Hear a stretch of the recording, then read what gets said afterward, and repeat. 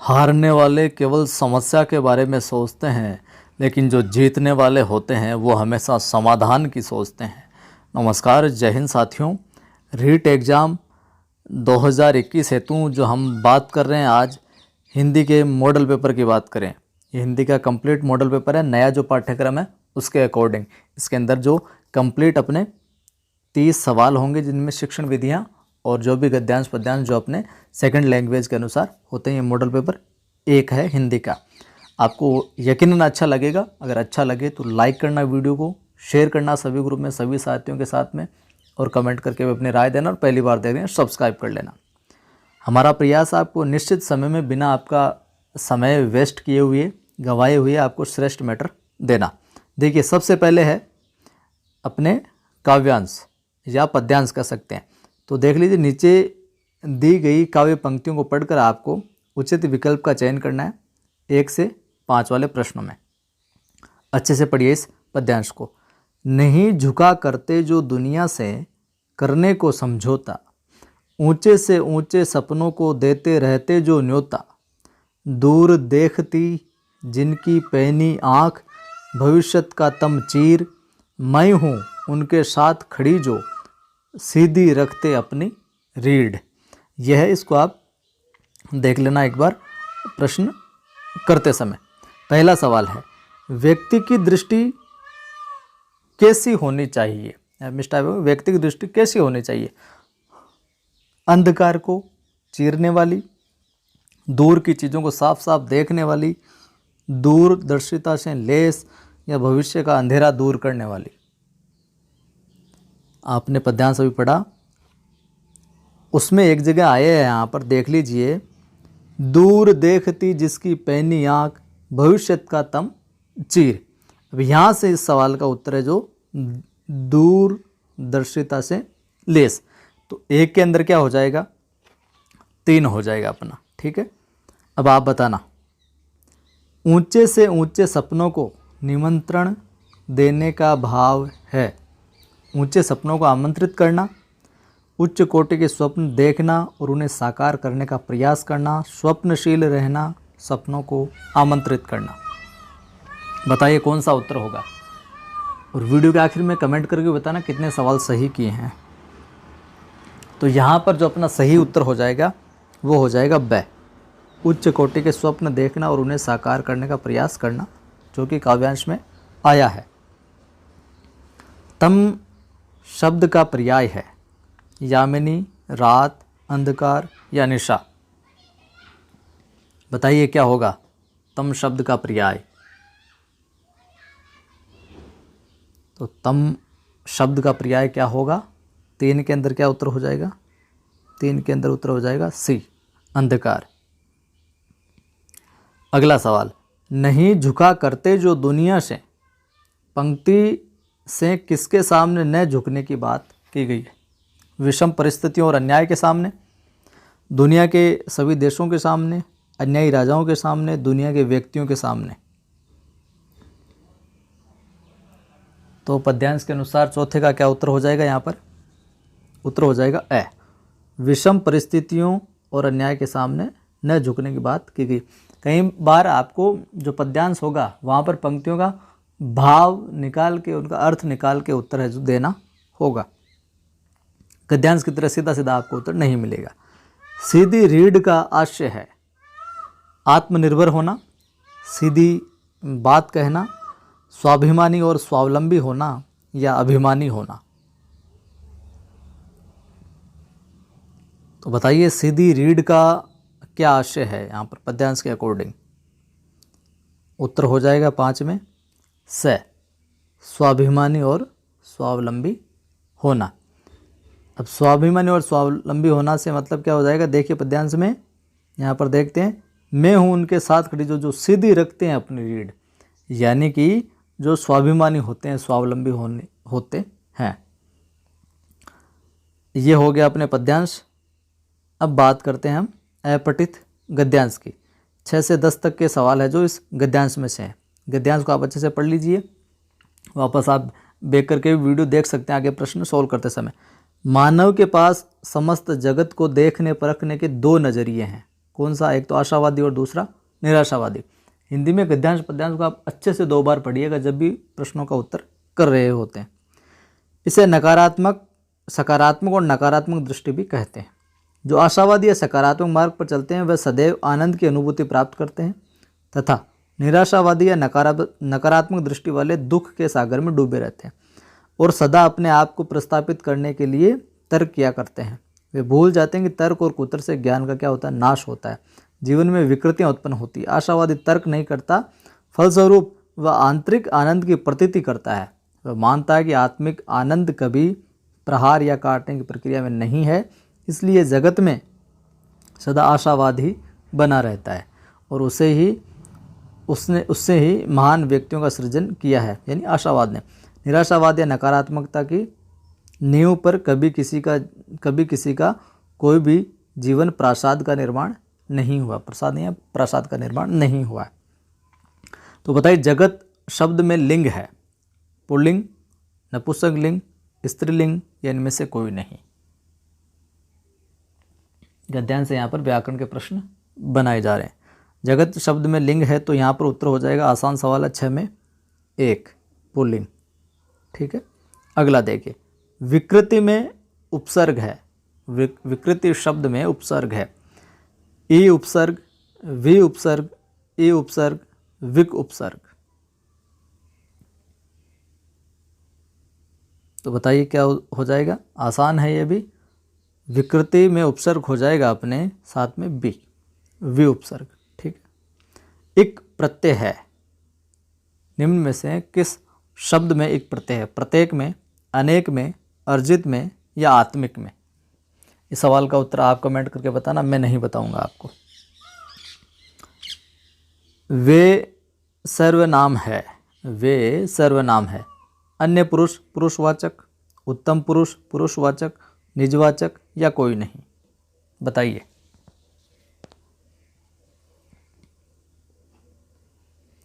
तो यहाँ पर क्या उत्तर हो जाएगा 9 के अंदर? 9 में उत्तर हो जाएगा कौन सा? ए, अन्य पुरुष पुरुषवाचक सर्वनाम है यहाँ पर वे में।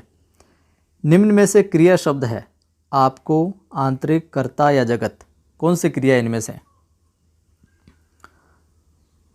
तो 10 के अंदर उत्तर हो जाएगा सी, कर्ता है जो यहाँ पर क्रिया है। ये पहला मॉडल पेपर है हिंदी का अलग से, तो थोड़ा सा आसान सा बनाया है, लेकिन इतना आसान भी नहीं है। इनमें से संयुक्त वाक्य कौन सा है? 11वां सवाल, इनमें से संयुक्त वाक्य कौन सा है? जिसका मुझे डर था वही हुआ, हम जयपुर गए और वहाँ 4 दिन रुके, सामने वाले कमरे में 4 लड़के व्याकरण की पुस्तक पढ़ रहे हैं, अच्छे लड़के नियमित पढ़ाई करते हैं। तो बताइए इनमें से संयुक्त वाक्य कौन सा है?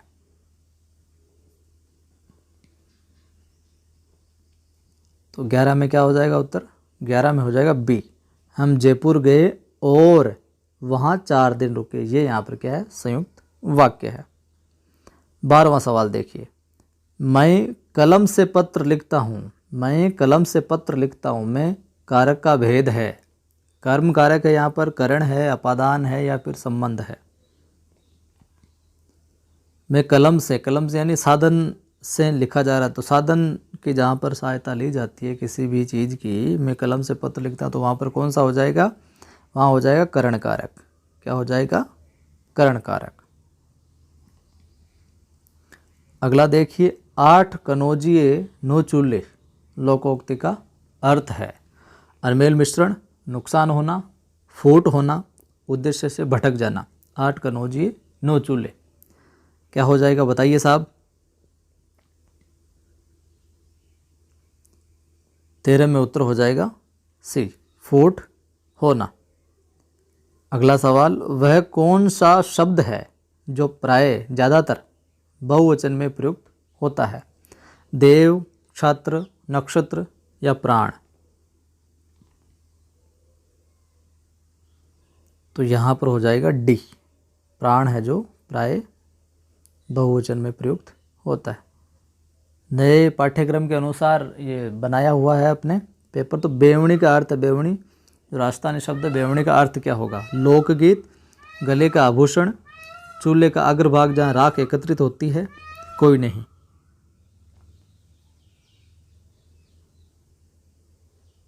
तो क्या उत्तर हो जाएगा 15 के अंदर?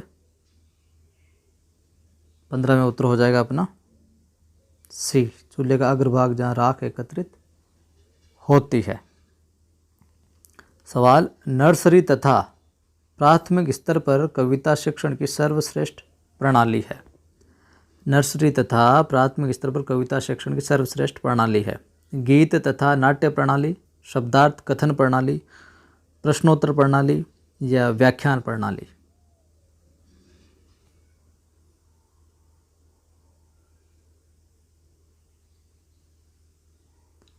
तो 16 में अपना उत्तर हो जाएगा क्या? ए, गीत तथा नाट्य प्रणाली। वीडियो को लाइक और शेयर जरूर कर देना। पहली बार देखें सब्सक्राइब करके घंटे पर क्लिक करके ऑल नोटिफिकेशन पर क्लिक कर लेना आप, ताकि वीडियो का नोटिफिकेशन मिलते रहे। जल्दी जल्दी आपको मॉडल पेपर ही मिलेंगे अब देखने को यहाँ पर। भाषा कौशल है, भाषा कौशल है शिक्षण कराना, अधिगम कराना, अनुदेशन कराना या फिर दक्षता प्राप्त करना। कौशल क्या है? भाषा कौशल। तो 17 में क्या हो जाएगा? डी, दक्षता प्राप्त करना ही भाषा कौशल है। प्रस्तावना का मुख्य उद्देश्य है, प्रस्तावना का जो मुख्य उद्देश्य वो बताना आपको। उद्देश्य कथन करना, प्रस्तुतिकरण करना, नवीन ज्ञान ग्रहण हेतु तत्पर करना या सामान्यीकरण करना।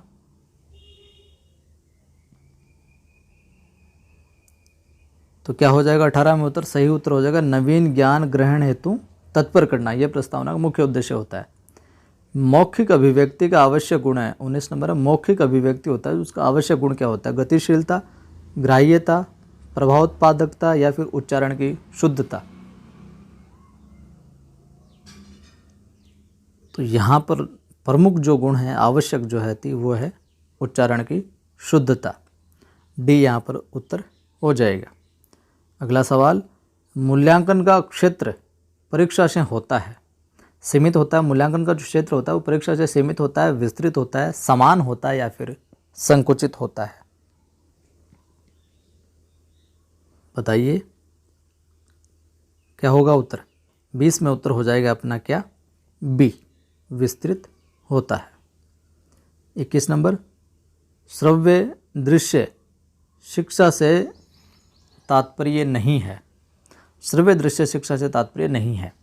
शिक्षा को अधिक रोचक बनाना, जो श्रव्य दृश्य सामग्री होती है उनका शिक्षा में क्या नहीं है रोल? शिक्षा को अधिक रोचक बनाना, शिक्षा को स्थायी बनाना, शिक्षा को अधिक प्रभावकारी बनाना या फिर शिक्षा को निष्प्रयोजन बनाना।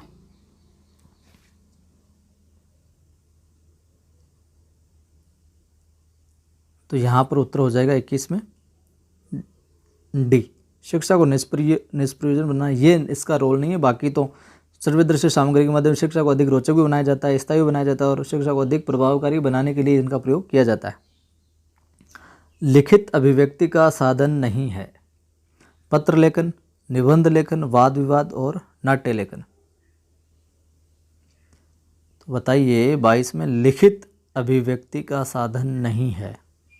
22 में हो जाएगा सी, वाद विवाद है यहाँ पर जो लिखित अभिव्यक्ति का साधन है। पत्र लेखन, निबंध लेखन, नाट्य लेखन ये लिखित अभिव्यक्ति का साधन है।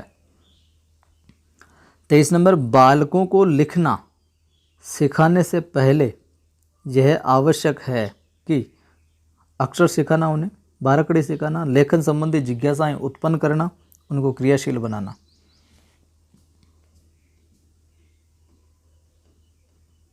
तो यहाँ उत्तर हो जाएगा अपना 23 में सी, लेखन संबंधी जिज्ञासाएं उत्पन्न करना।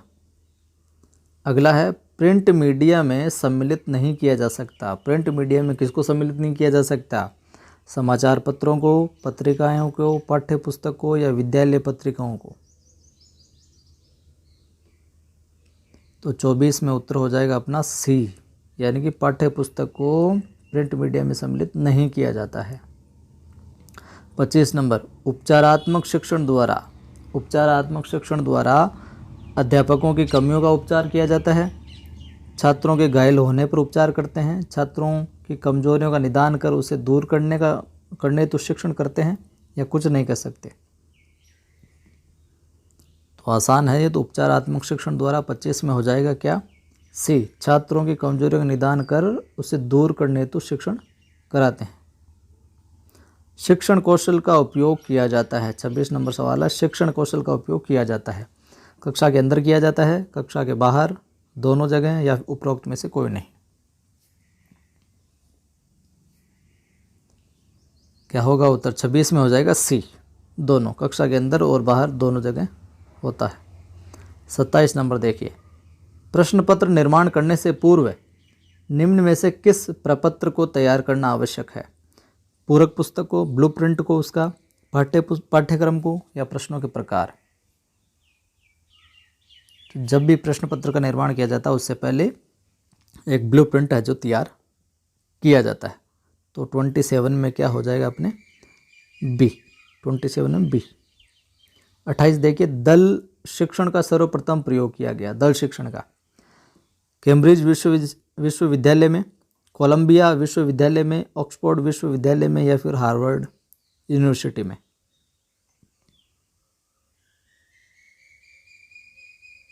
उत्तर हो जाएगा 28 में डी। ठीक है। 29 देखिए, रेखीय अभिक्रमित अनुदेशन का दूसरा नाम है। रेखीय अभिक्रमित अनुदेशन है जो उसका दूसरा नाम क्या है? शाखीय अभिक्रमित अनुदेशन, बाह्य अभिक्रमित अनुदेशन, मैथमेटिक्स अभिक्रमित अनुदेशन, या फिर कंप्यूटर सहायक अनुदेशन। क्या होगा 29 का उत्तर? बताइए।